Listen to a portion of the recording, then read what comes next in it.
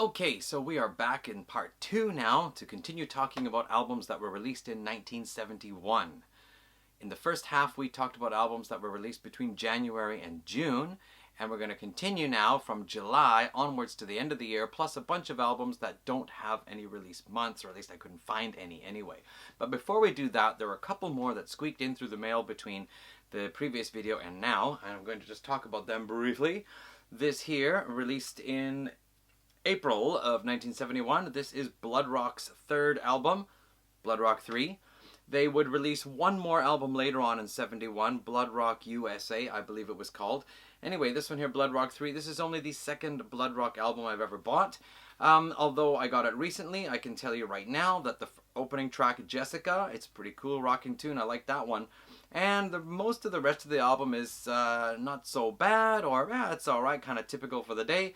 Kool-Aid Kids is a pretty good rock song, some good heavy guitar in there. The final track, minute and 20 seconds, America, America, a kind of dual acoustic guitar, dual vocal track, a little bit reminiscent of some of the stuff off Aqualung, like Wondering Aloud or Cheap Day Return. A little bit different, but similar.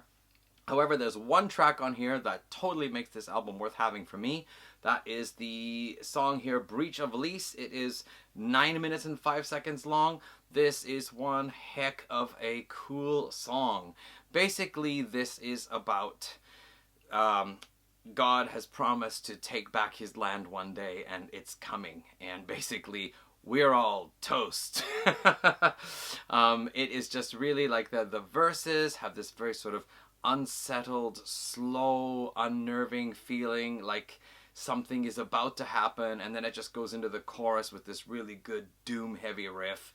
It's such a cool song, so I'm really glad that I ventured out to get another Blood Rock album. Alright, Blood Rock 3. Then, let's see, I don't have a place to put these now. In May of 1971, Groundhogs put out their Split album. Side 1 is Split, Part 1, Part 2, Part 3, Part 4. And then Side 2 are 4 tracks, Cherry Red, A Year in the Life, which is kind of a play on the Beatles' A Day in the Life, Junkman, and Groundhog, which was a John Lee Hooker song, I think originally Groundhogs or something, which is where they got their name Groundhogs from, by the way. So far, Cherry Red, that song has just totally won me over. I've listened to it numerous times, already put it on a mixed playlist of heavy songs from 1971. That's such a cool song. I almost wasn't going to get any Groundhogs albums because I heard it was blues rock, and I've heard an awful lot of blues rock. A lot of my favorite bands from the 70s actually played blues rock, so I don't really need to hear anymore. But this is more like Cream, classic Cream. Well, there's only 4 Cream albums, isn't it? But let's just say like around, Disraeli Gears, Wheels of Fire, Cream, mixed in with some Hendrix, and it's that kind of more fluid, almost psychedelic, but in this case also really hard-hitting blues rock. So I don't really feel like I'm listening to a blues rock band except for when I get to Groundhogs. Yeah, a fair bit of psychedelia still in this, and that song Cherry Red is just killer. So if you can listen to Cherry Red by Groundhogs, I highly recommend it. Okay, so those are the new ones that came in since the last video. Now we're going to continue on with July. Let's see here, on July 9th, Deep Purple, Mach 2 released their second album together, Fireball, which I believe is also now the 5th album in the Deep Purple studio release. Fireball, of course, this is right sandwiched between In Rock, Deep Purple In Rock, and Machine Head. Word in the liner notes was that Ritchie Blackmore wasn't so happy about this one. The album was kind of recorded in steps, like in between tours that they were doing, so it wasn't like they all just got together and had a bunch of new material to record. It was done kind of piecemeal. He's not very happy with Anyone's Daughter because of the kind of like, country, western type flavor of it. I think it's a really great song. I love John Lord's piano solo in it, and just the lyrics are very humorous. So I like that one. But overall, I think this is a really terrific album. There's Fireball, of course, ripping song, very fast one, and I think the only Deep Purple song where Ian Paice used double bass drum. No, No, No is great. Demon's Eye, I think, was kind of the big song off of here. The Mule, Fools, that long one with the really heavy riffs, and then that stretched out atmospheric bit with the kind of volume control Richie Blackmore's doing on his guitar to make it sound a bit like a violin or a cello maybe. And of course No One Came, another heavy track with again kind of whimsical, humorous lyrics in there.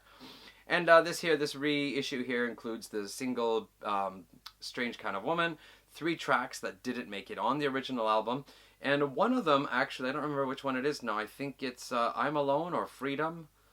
One of those 2 tracks actually includes a guitar riff, which was later on resuscitated for a Rainbow song off the Straight Between the Eyes album.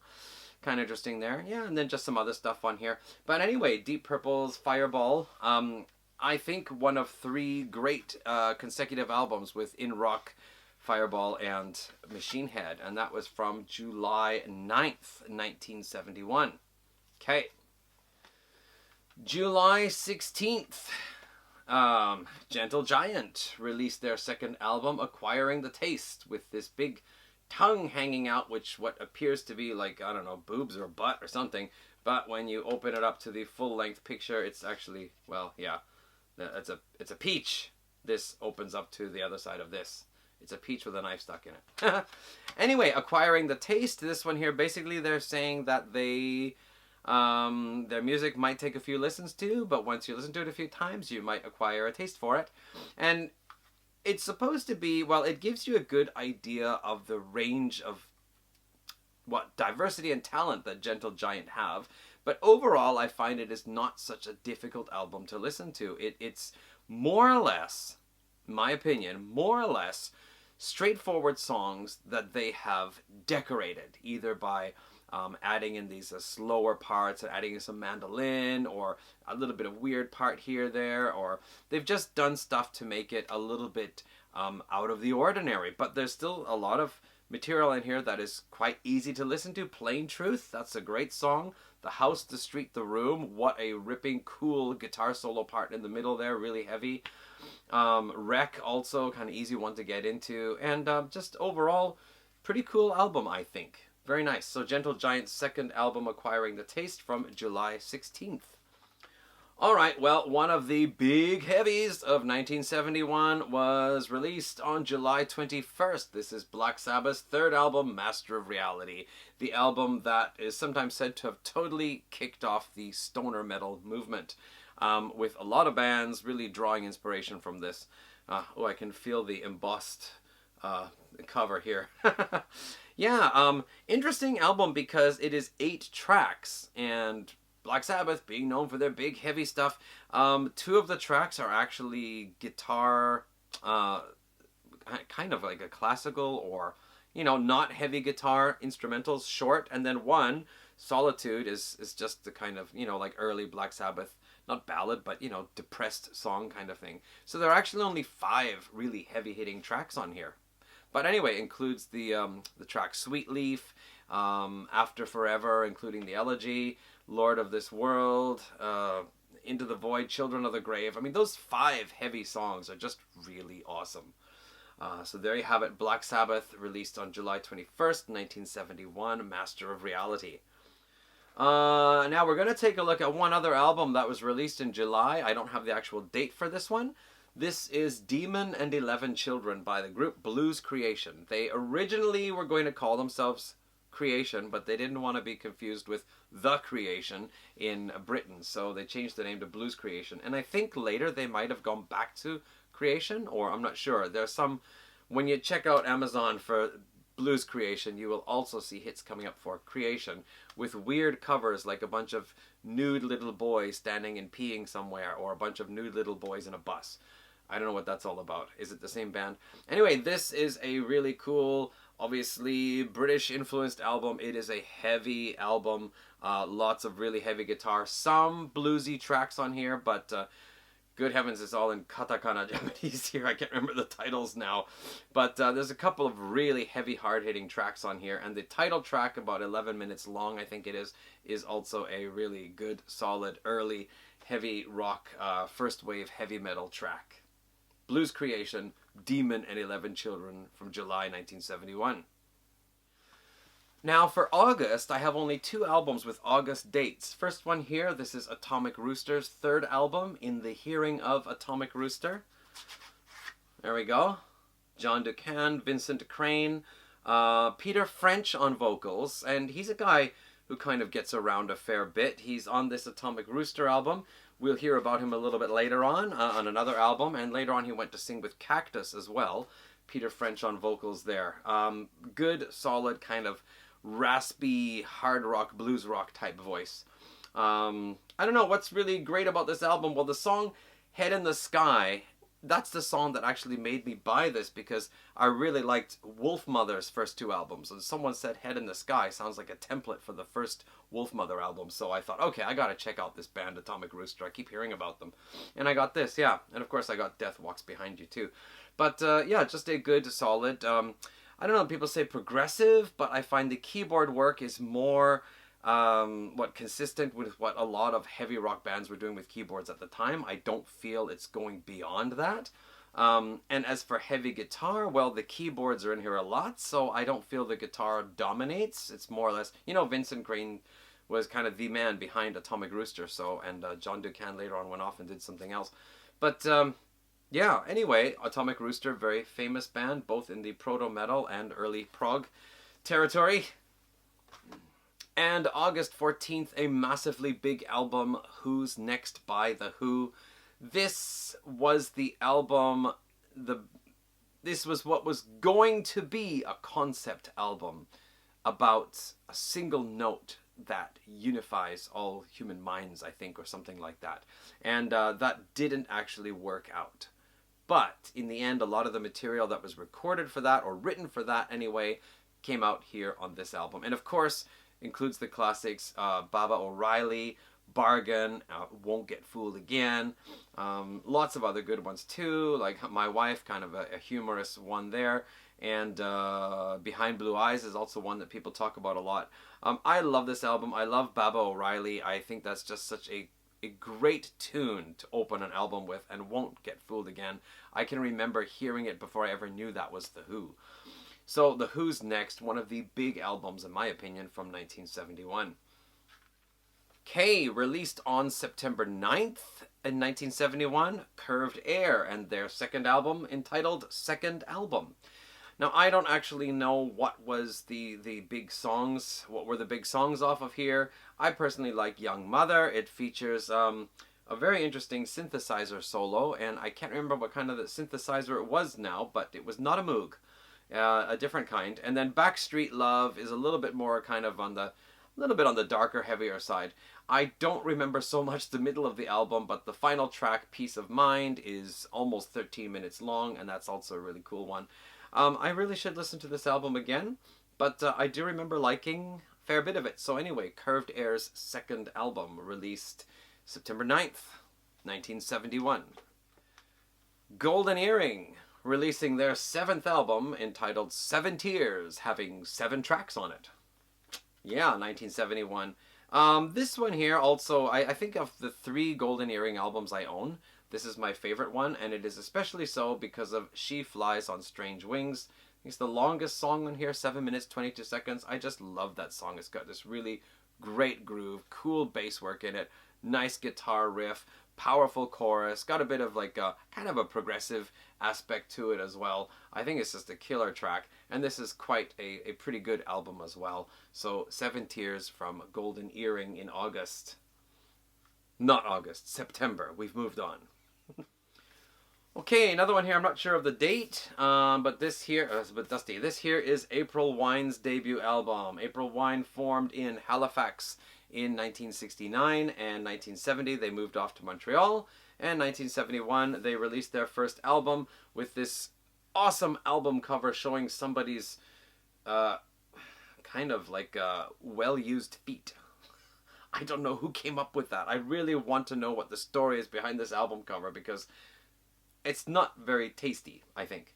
So we have here Jim Henneman, Rich Henneman, David Henneman, 2 brothers and a cousin, and Miles Goodwin.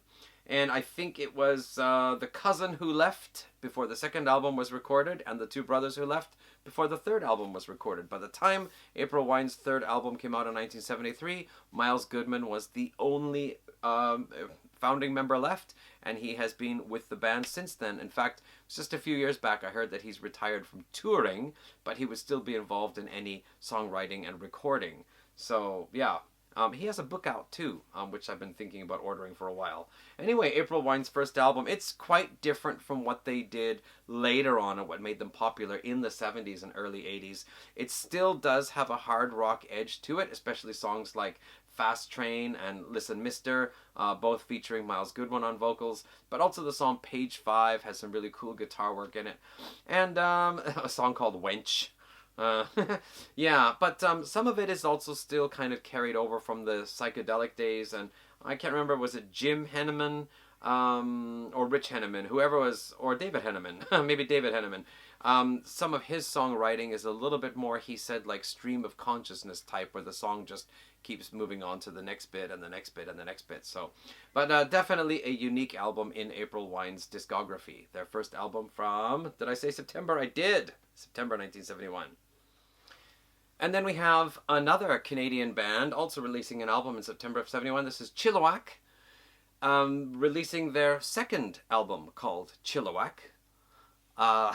The roots of this band actually go back to the late 60s, well, even earlier actually, but from the late 60s they became a band called The Collectors, and they released two albums, one in 68, one in 69, and then their singer left, and the remaining, I guess it was three members anyway, they went ahead and formed a band called Chilliwack, and they released an album on one label in 1970, and then they got picked up by, does it say a Pacemaker? Pacemaker. I don't think that was the real label though. But anyway, a better company, and they released a double album in 1971 called Chilliwack. The first album, the first disc, it's basically typical early 70s Chilliwack songs. They have a bit of a southern rock, country rock feel to a lot of their songs, a little bit bluesy. The long track, 13 minutes and 55 seconds changing reels, a little bit more experimental, has a little bit more also distorted guitar in it. And then the second disc is Music for a Quiet Time, which is just lots of really bizarre stuff, including whistles, flutes, hand claps, antiphony, traveling music, sleep music. I don't know. I listened to it once and I thought it's going to be a long time before I listen to that again. And I suppose it's probably time, but it's a bit odd. But anyway, there you have Chilliwack with their second album called Chilliwack. This one released in 1971. Let's move on to October, and let's take a look here from October 1st. Van der Graaf Generator, Pawn Hearts, their last album before they broke up and went off to do other things, and then later on regrouped and did some more albums together. But here we have Pawn Hearts, their most famous album and one of the top-rated prog albums of all time. 2 tracks on side 1, one long track of various bits stitched together on side 2. Man Erg is the one I like on here. Van der Graaf Generator is not an easy band for a lot of people to get into. Peter Hamill's vocals are very theatrical, sometimes almost hysterical. There's basically no guitars usually, or almost never anyway. It's done all with organs and piano and saxophones and percussion. But if you can get into it, there's some pretty interesting stuff on here. I have 3 Van der Graaf Generator CDs. 2 of them I really like, and one just hasn't really grabbed me. But this one here is one of the ones that I can follow, I can get into and keep up with it. But pretty cool. Pawn Hearts, Van der Graaf Generator. Then it looks like we have 2 albums for the 18th of October. The first one here, 10 Years After, A Space in Time. This was the first 10 Years album I got, I think it was, anyway, way back when. I got it on cassette. Later on I got Shh and Undead. Shh has been one of my favorites ever since. This one is really interesting because there is a lot of acoustic on here, whereas previously they were more an electric band, and I think afterwards, Positive Vibrations, Rock and Roll Music to the World, they were also more of an electric band. So this is their most acoustic album and has the hit song, I'd Love to Change the World. I hadn't listened to it for a long time, but I listened to it again, and I guess because it is just one of those albums I heard so many times back in the 80s when I was really into 10 Years After and some other old bands. Just the songs have all sunk into me, and it's just like reviewing things from the past, and I like all the songs. One of These Days I like, and Here They Come is interesting, and Over the Hill, and Baby Won't You Let Me Rock and Roll You, and all those things. Yeah, anyway, 10 years after, A Space in Time. What did I say? October 18th. And then we are going to revisit... We're going to revisit Cactus. And I have the compilation CD I talked about in the previous video, which is now buried back here somewhere. But yes, they released their third album, Restrictions, which also has some really cool heavy blues, hard rockin' tracks, and also more bluesy tracks. And I now checked out the guitarist's name is Jim McCarty. And that's kind of interesting because the drummer for the Yardbirds was also Jim McCarty, and I knew that. I forgot about it again. But anyway, Jim McCarty was the guitarist for Cactus, I think, up until 1971. So he played on the Restrictions album. Did I show the cover? I'm putting the cover in here so you can see it. And yeah, along with the previous one way or another, I think those two albums are really awesome. And that's Cactus for October 18th, 1971. Then, October 31st, we have this one. You know this album cover, right? This is Pink Floyd's Metal, which is the song, the album that featured Echoes, taking up all of side 2. The second time Pink Floyd recorded an album with a side-long epic, as they did for their previous album, Atom Heart Mother.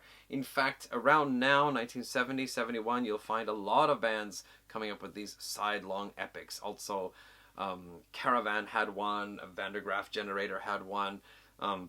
There are others which are not coming to my mind right now. But anyway, yeah, Metal. And then on side 1, One of These Days, which I always thought was such a cool bit with that pulsing bass line and these like keyboard chords that come in, and then, you know, that kind of heavy bit in the middle.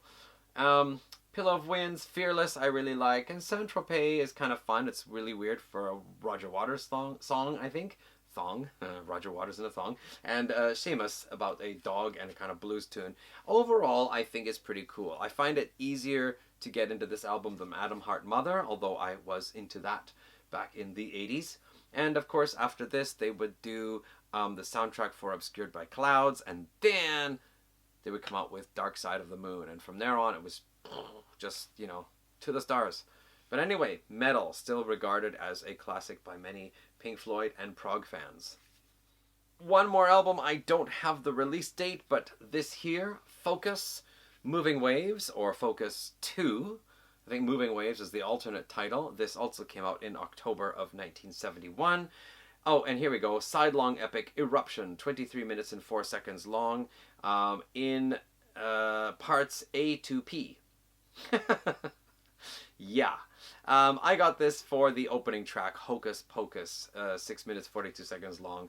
That is just such a fun song. Really cool rocking guitar riff, fantastic drumming and soloing, and then all this weirdness with yodeling and flute solos and whistling solos. And on the album version here, not the live version you can see on YouTube, but on the album version they also have this like silly voice solo.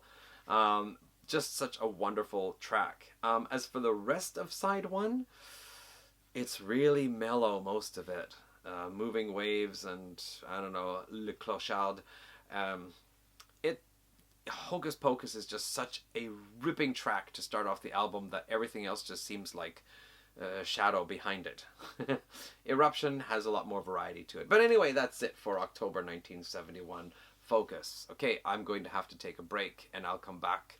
Well, for you, it's not going to be any break, but anyway, for me it's going to be a break, and I'll continue from November. Having fun playing with these iMovie transition effects that you can use. Anyway, we are back again. Sorry, it's actually the next day. Believe it or not, I'm wearing the same shirt. Anyway, let's see here. We're moving on. We are going to November, I believe now. November 4th. This one. Nazareth released their debut album November 4th.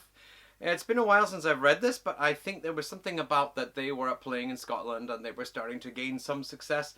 And then they got a deal to record a record in London, and they thought, do we really want to go all the way down to London? I mean, we're doing great playing all our shows up here in Scotland. But anyway, they went down to London and recorded the first album. And one of the things I really like about first albums of bands that later on become really big is that it's usually quite different from what you hear later on. Take, for example, Aerosmith's debut album. It's really different from their later material just because of the money available. Like, it's a new band. What kind of producer is on it? You know, is it an 8-track studio? Is it a 16-track studio? And anyway, they kick off the album with Witch Doctor Woman, which is just an excellent hard rocking tune for 1971. It's just, you put that on a playlist with something from Black Sabbath, Master of Reality, and something from Uriah Heep, and a couple of these other big heavy ones I've been mentioning, fits right in. Anyway, the album has some other good stuff on here too. The single was Dear John, which I think didn't really do as well as they'd hoped. Empty Arms, Empty Heart, song I like on here. They had this Red Light Lady Parts 1 and 2, Fat Man, which is another cool heavy one with Dan McCafferty singing in this, like, I don't know, Fat Albert type voice almost.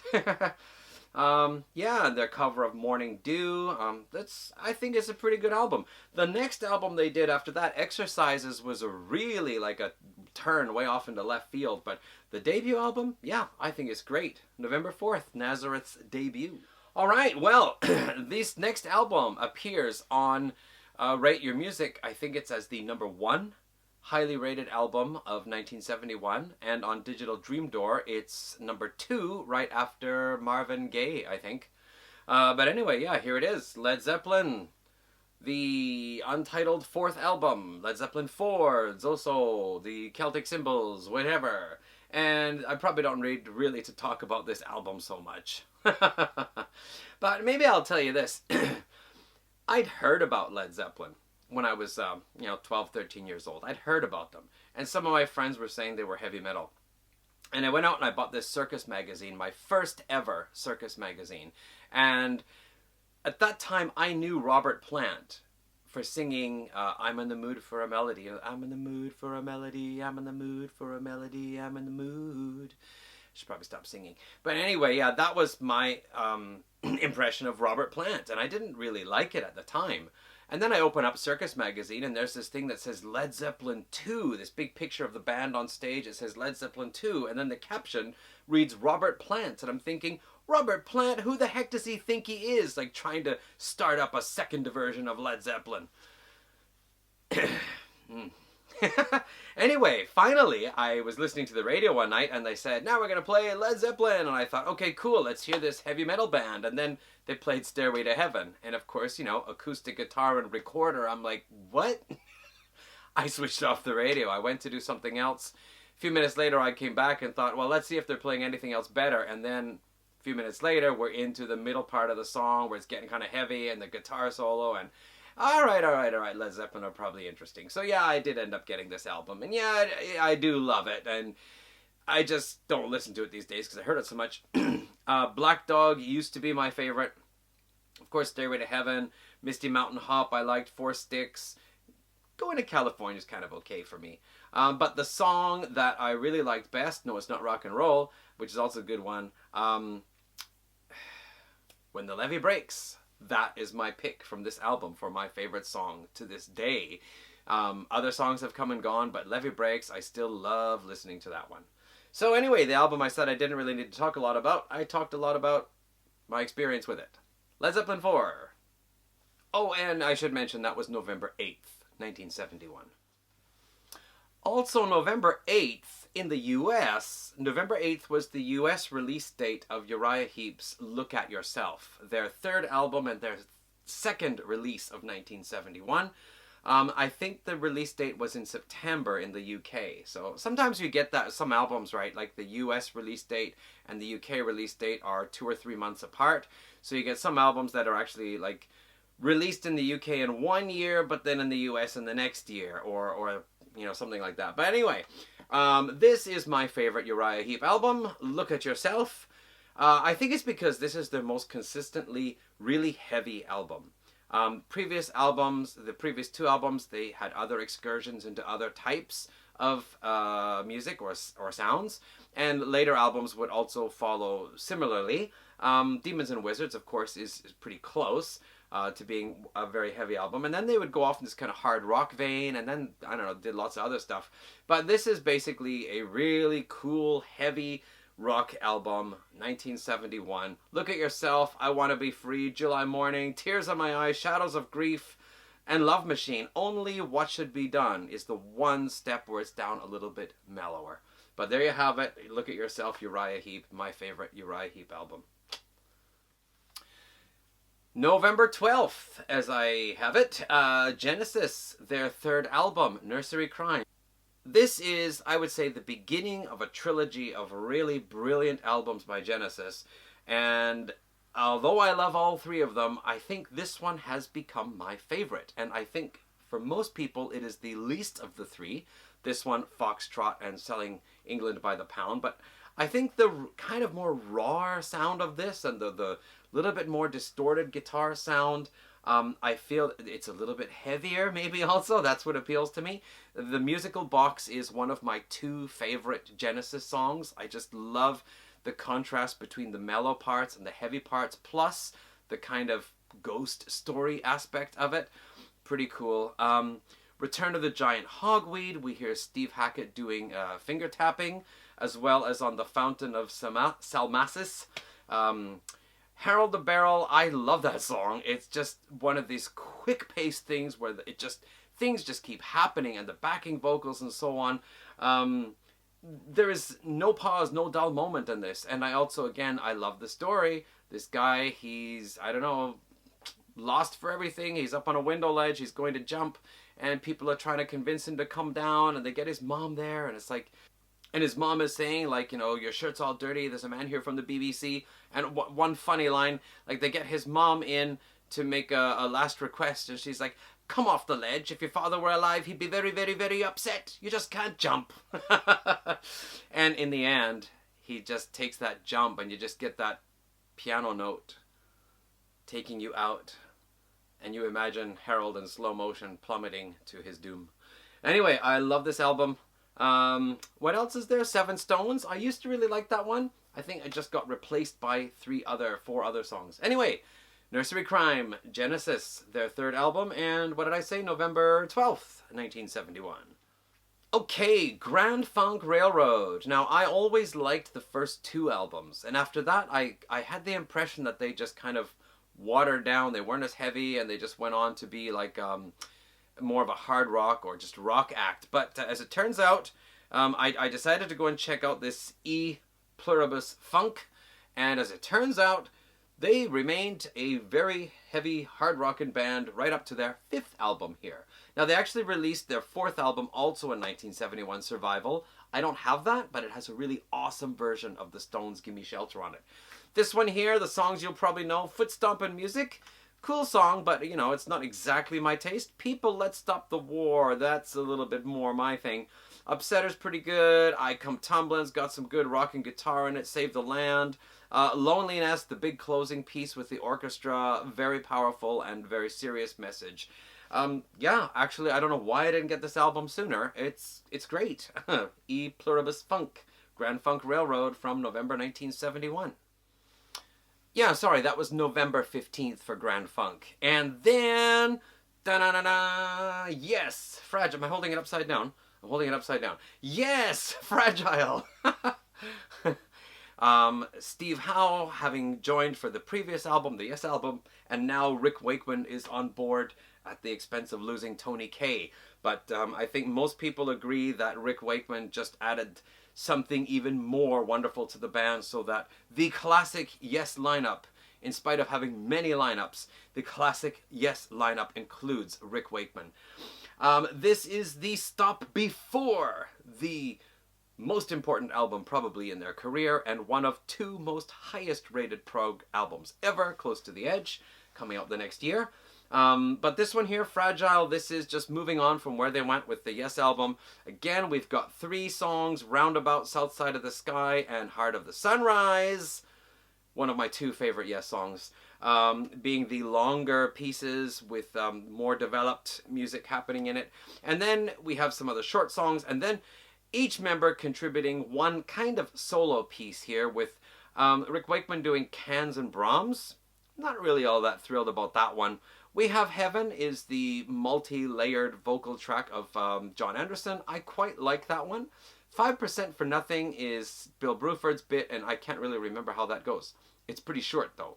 The Fish, and I'm not even going to attempt the Latin right now, am I? No. The Fish is this multi-layered bass thing, which I think is absolutely brilliant. I've loved that ever since I first heard it. That's Chris Squire's thing, and I did see him perform that live in Tokyo in November 2014, I think it was. It was a few months before he passed away. Was that 14 or 15 now? Anyway, whatever it was the November before the May that he passed away. I saw Yes in Tokyo, playing the Yes album, Fragile and Close to the Edge, in their entirety, plus 2 songs off their, at that time, new album, which were 2 songs that I liked. But anyway, yes, here it is. Also, Mood for a Day is another Steve Howe acoustic instrumental bit. We heard that on the previous album with Clap, and we also heard it in Starship Trooper. They had also that kind of like acoustic break section there with vocals. So, all right, now here's another artist that I was never all that interested in. A few years back, I decided to check out one of his albums and thought, yeah, I think I'll get it, and then decided not to. But I went ahead and finally bought it anyway. Here we have Alice Cooper, Killer, and this is his second album of 1972 as well. This was the album I thought I should get, and I'm glad I did. Now, it's not like I'm a total fan of every song on here. In fact, the more straightforward rock songs don't particularly attract me in any way. But songs like Halo of Flies, Dead Babies, and Killer, now those songs I find a little bit more interesting. The music, again, is a little bit more developed. The songs go through different paces, changes of the riffs, changes of the moods. Alice uses his voice in different ways. And the Killer one, you know, it ends, I feel, almost like a hint of Nine Inch Nails, The Downward Spiral, because you get this mellow organ music, and then you hear this gunshot and somebody dropping to the ground, and then this like weird, crazy, insane effect. It just reminds me of that, The Downward Spiral. And I think this song is a little bit like that because it's about, you know, this guy who accepts receiving a gun for doing a job, and he's going to give it his all, and in the end, doing that results in him becoming a murderer, a killer, right? Anyway, Alice Cooper, Killer. I don't know if I'll be getting any other Alice Cooper albums, but I'm glad I got this one. Also released in November, but I don't have a date for it. Nectar, the British band who went off to Germany and launched their career. This is their debut album, Journey to the Center of the Eye. And what do you know? It's a concept album. They actually launched their recording career with a concept album. And the text is so tiny on here, I'm not even going to try to read it. But anyway, many tracks, some of them very short, some of them instrumental or transitional tracks, and then a few tracks a little bit longer and more developed. I actually like the very last one. The Death of the Mind, is that the last one, or is there something else over here?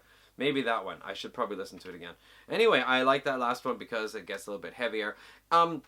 Nectar are an interesting band, though, because they have this progressive side to them, like wanting to develop their music more and coming up with conceptual themes and more with like, you know, keyboards, and the songs are changing pace and so on. But at the same time, they also have this more straightforward rock edge, and I think it was the album after this? No, Tab in the Ocean, that's a really cool one. It was the one after that where it was a lot more straightforward rock and jam tracks, I think. And then they went back to being more of a conceptual band again for a couple albums. But here we go.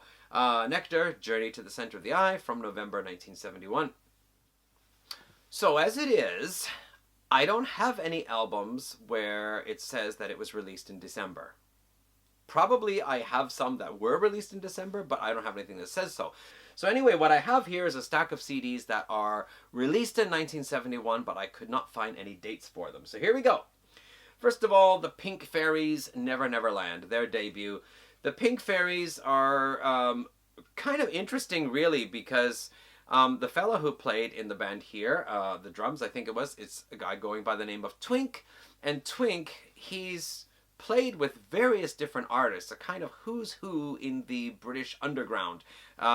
He stepped in on drums in the Pretty Things, and he was in Tomorrow with Steve Howe. He was also in another band project that had many members that included Syd Barrett, and then he teamed up with some members of the Deviants to go ahead and make Pink Fairies.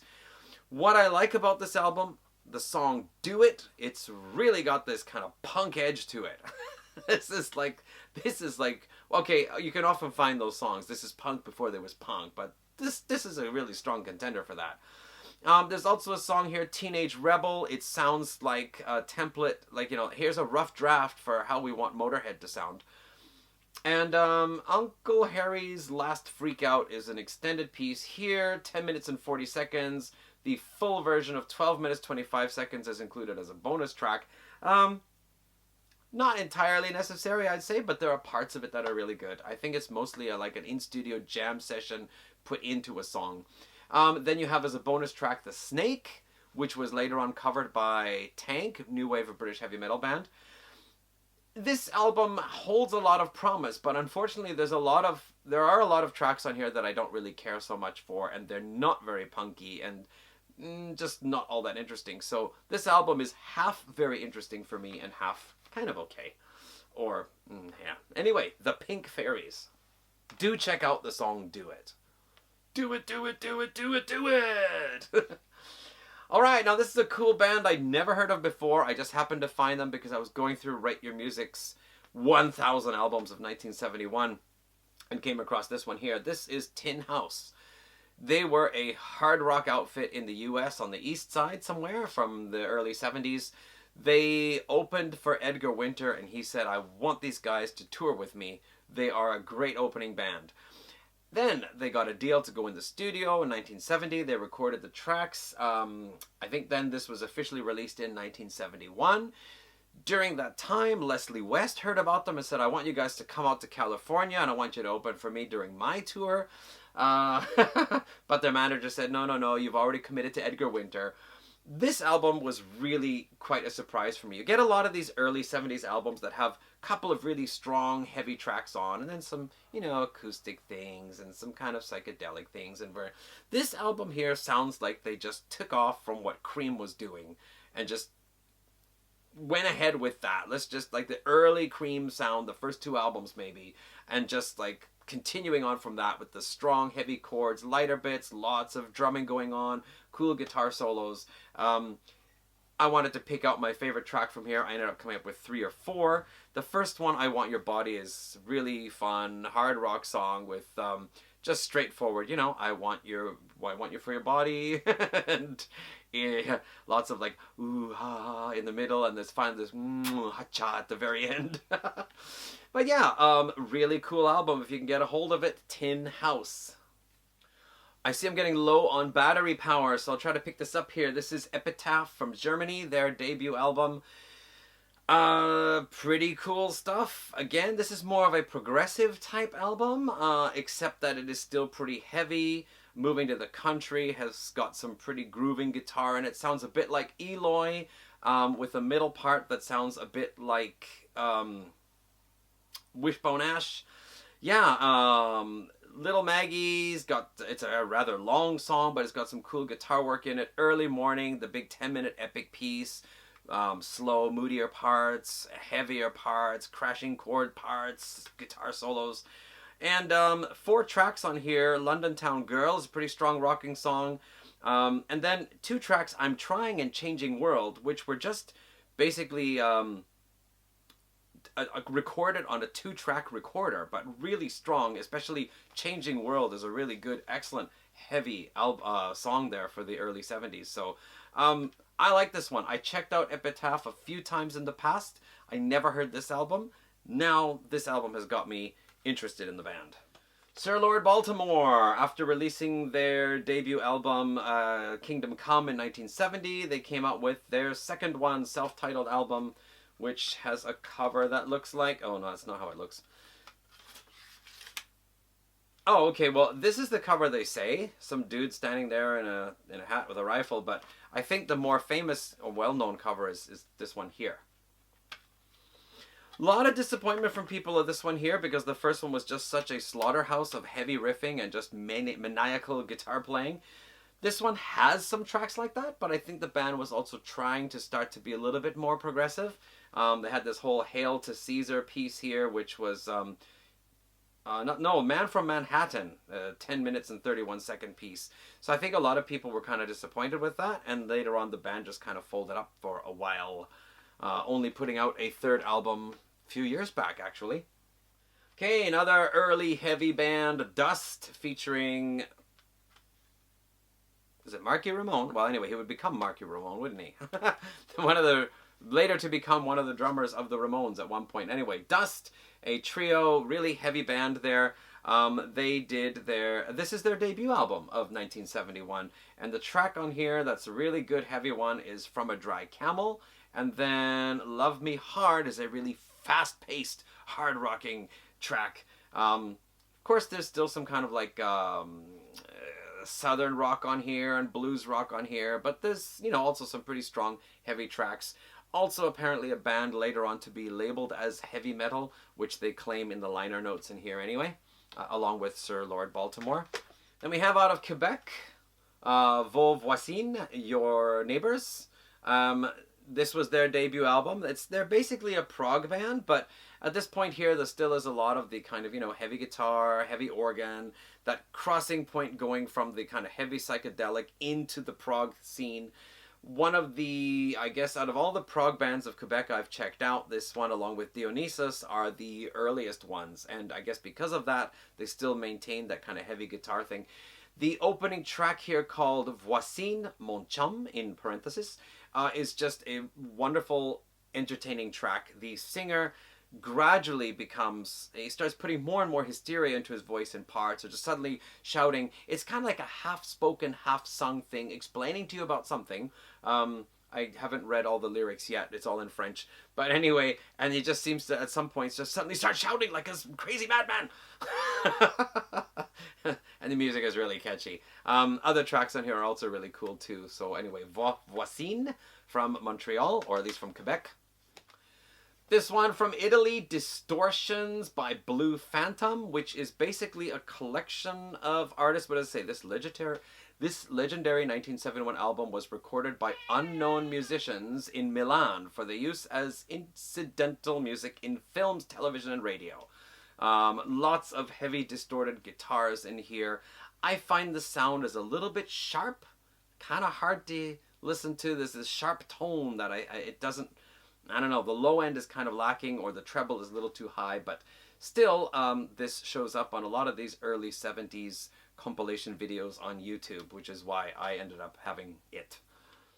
From South Africa, Freedom's Children. I think this was their third album.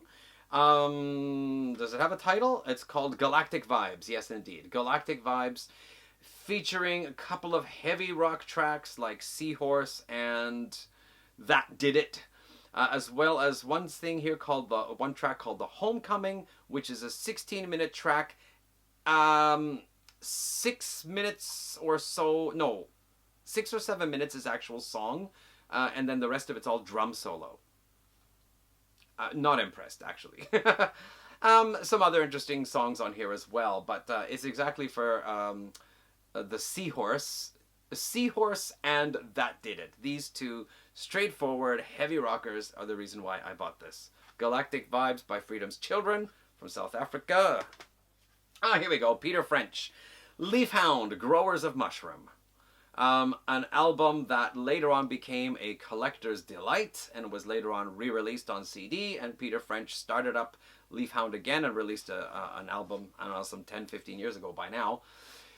Interesting title, Leafhound, Growers of Mushrooms, sounds like a total drug album. However, Leafhound was the title of a story about a boy whose dog dies, but the spirit can come back and achieve form by covering itself in leaves, so that the child sees like a leaf collection in the shape of a dog. And they liked horror stories, and Growers of Mushroom was actually another kind of horror story themed book. So actually nothing to do with drugs, surprisingly. But very strong, heavy blues rock album. Peter French's voice. We heard him on Atomic Rooster. Peter French's voice is great. And as I said before, you hear him again on the fourth Cactus album as well. Battery's dying. Rotomagus from Rouen in France. The Sky Turns Red. They actually were a band that put together a couple of like very vocal type songs, vocal harmony type songs. Later on got a little bit into the more like early Uriah Heep sound with the organ and the guitars. Split up. Then three members got together, recorded A and B side anyway single, and then recorded an album's worth of material in the studio. Three guys totally hammering it on the guitars, drums, and bass. Really awesome, heavy, hard rocking stuff. And I think the album was never released, or it got shelved, or it was just a demo. I don't remember the exact story here, but man, it's heavy and it totally rocks. It's actually almost more punk rather than heavy metal in a way. The key song on here is Fighting Cock. Jeez, that's a ripper. But pretty much most of the album is like that. So that's Rotomagus, The Sky Turns Red, their kind of collection here with all their recordings. Zayor, said to be a progressive band, but kind of more of a band that does lots of different things. This one still having that kind of psychedelic, heavy psychedelic feel to it. I think the song on here was Mariah. Oh Mariah. Oh Maria? Oh Mariah? Oh Mariah! Oh Mariah is the kind of the heaviest one on here. The album cover is done by the same guy. Now I forgot his name. Same guy who did the Black Sabbath album cover, the first album. And what else can I say about this here? It was a song called Entrance of the Devil, which is not on this album here, but that was the one that got me interested in this band. Really, again, heavy riff at the beginning, and the vocals are just these gruff, unintelligible vocals. Kind of a precursor to death metal in a way. But anyway, that song is not on here. Zayor, two more to go. Geronimo from Germany. Another just basically straightforward, heavy rock, hard rock band. Very cool. Said to be progressive. I wouldn't say so. I'd say they're more of that heavy hard rock sound from the early 70s. Hugudila is mostly a drum solo. Find a lot of albums, 70, 71, 72. Gotta have a song on there with a 4 or 5 minute drum solo. Anyway, Geronimo. And then this one here, Boulder Dam. Their one album, Morning. I've talked about this one before because the main track on here, Dead Meat, is like 15 minutes long. It goes through different stages. The guitar riffs just keep getting heavier and heavier. And then finally there's this one part that's just like, if you love early 70s heavy guitar riffs, it's one of the best. And I included that on a video I did last year of heavy riffs from the early 70s. I actually included about 5 seconds of that so you can hear it, but you can find it on the internet. Dead Meat by Boulder Dam. The rest of the album is more or less an early 70s rock album. I don't find anything particularly outstanding, but that one song, Dead Meat, is great. And apparently they used to perform this live where the singer would be murdered and then his heart would be ripped out. They'd, pull out an animal pig's heart or something like this, and then he would come back at the end, like resuscitated somehow. Pretty fantastic show, apparently. Back in 1971. 3 more albums I have on order. November, a Swedish heavy rock, hard rock band, hasn't arrived yet. Too Much from Japan has some really killer heavy stuff. I think this 1971 Japanese heavy rock bands were really strongly influenced by Black Sabbath because 2 or 3 of the tracks on there, wow, really heavy riffs. So I'm looking forward to getting that one. And then one other album from 1971. Well, actually, I suddenly can't remember what it is. And it might actually be 2 more albums that I'm waiting for from 1971. I ordered a bunch from Russia, like 6 albums from Russia from the early 70s, including 1 or 2 from 1971. But anyway, I think I'm out of time. I'm out of battery juice. This video's gone on long enough. I'll be back. Well, I guess it's March now. So I gotta be back soon with my March video. Anyway, thank you for sitting through this long session, part 1 and part 2, and I'll see you in the next video. Take care, everyone.